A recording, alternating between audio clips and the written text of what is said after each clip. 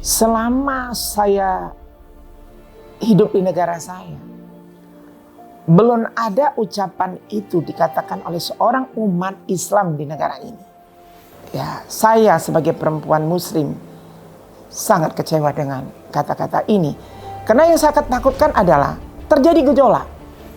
Karena semua hujatan itu sekarang ada juga masuk ke telinga saya, ke WA saya mengatakan ini ada pihak ketiga. Ada Cina ya, ada ini, semua dikata disebut.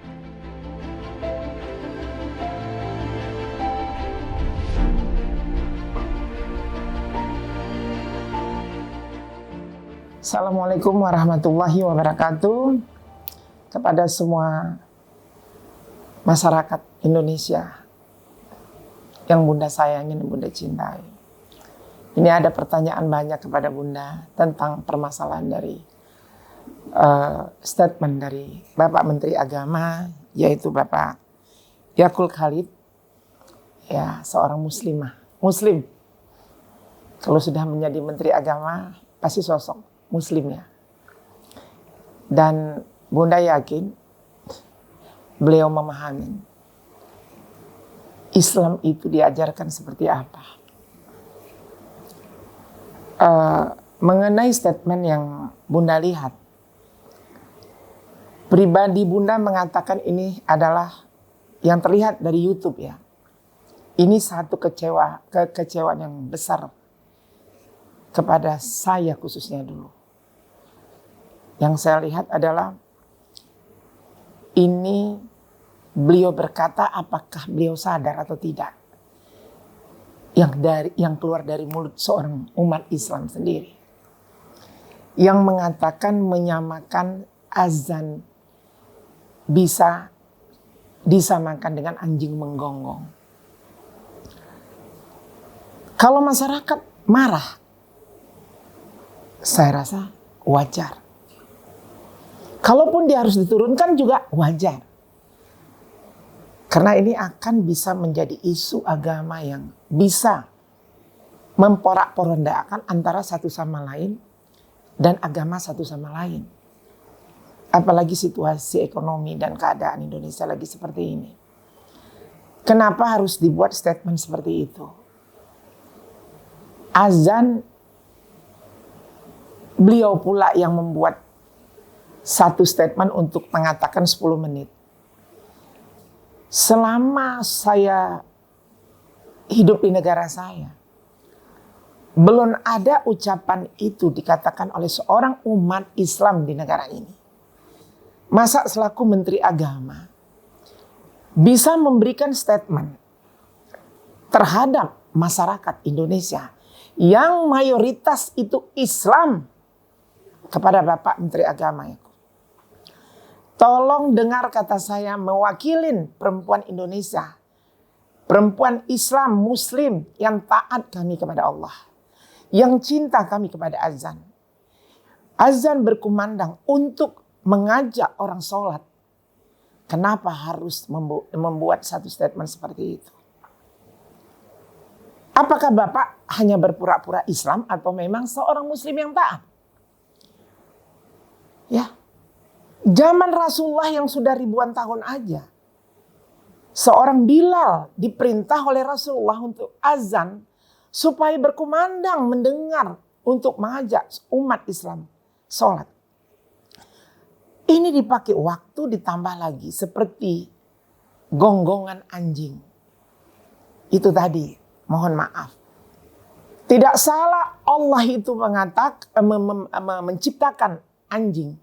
Binatang. Kadang-kadang otak manusia itu udah sama seperti binatang. Kalau bagi saya anjing aja menghormati azan. Masakan harus anjing disamakan dengan azan. Ini yang perlu kita tegurkah? Atau tergantung dari Bapak Presiden atau Menteri, atau Bapak Presiden sendiri. Ya, saya sebagai perempuan muslim sangat kecewa dengan kata-kata ini. Karena yang saya takutkan adalah terjadi gejolak. Ini kan yang memusingkan nanti kasihan tadi adalah Kamtibmas negara kita. Akhirnya peran nanti dikategorikan bahwasanya ini adalah perintah dari si A si B. Sementara ini sebenarnya mulut dari Bapak Menteri itu sendiri, bukan karena orang lain. Karena semua hujatan itu sekarang ada juga masuk ke telinga saya, ke WA saya mengatakan ini ada pihak ketiga. Ada Cina ya, ada ini, semua disebut. Jangan bawa suku, jangan bawa agama lain. Karena yang berbicara di sini adalah Menteri Agama. Bukan Islamnya, ini Menteri Agama. Bukan umat agama yang lain. Jangan dibawa-bawa agama yang lain. Saya mohon kepada rakyat Indonesia, tolong tetap tenang. Hukum tetap berlaku di negara kita. Ya, kita berdoa. Bapak Presiden Joko Widodo juga nggak bodoh. Pasti beliau akan bertindak. Bagaimana langkah selanjutnya untuk bisa, apakah satu teguran atau apa, itu tergantung dari Bapak Presiden itu sendiri. Mohon maaf Pak Presiden, saya mewakili perempuan Muslim Indonesia yang saya tidak setuju dengan cara statement dari Bapak Menteri Agama tersebut. Ini ada satu teguran buat Bapak Menteri Agama, kalau Bunda lihat. Karena mulut itu adalah harimaumu. Ya, hati-hati dengan mulut. Ada peribahasa mengatakan lidah tak bertulang. Satu detik pun kalau kau mainkan lidah itu bukan karena takwamu kepada aku, kata Allah, itu akan menjerumuskan dirimu sendiri. Kalau saya lihat ini salah satu mungkin teguran Allah untuk Bapak Menteri Agama. Saya mengharap kepada Bapak Menteri Agama, serukan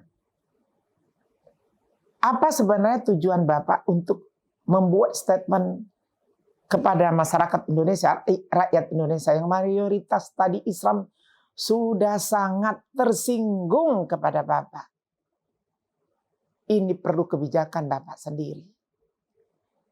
Kami sebagai masyarakat cuma ingin mengetahui, apakah ucapan Bapak bisa Bapak tarik kembali? Itu kembali ke Bapak. Ya, sebelum masyarakat bertindak lebih berani untuk menghujat ataupun marah kepada Bapak. Yang saya khawatir adalah gejolak isu agama yang tidak terikut akan terikut.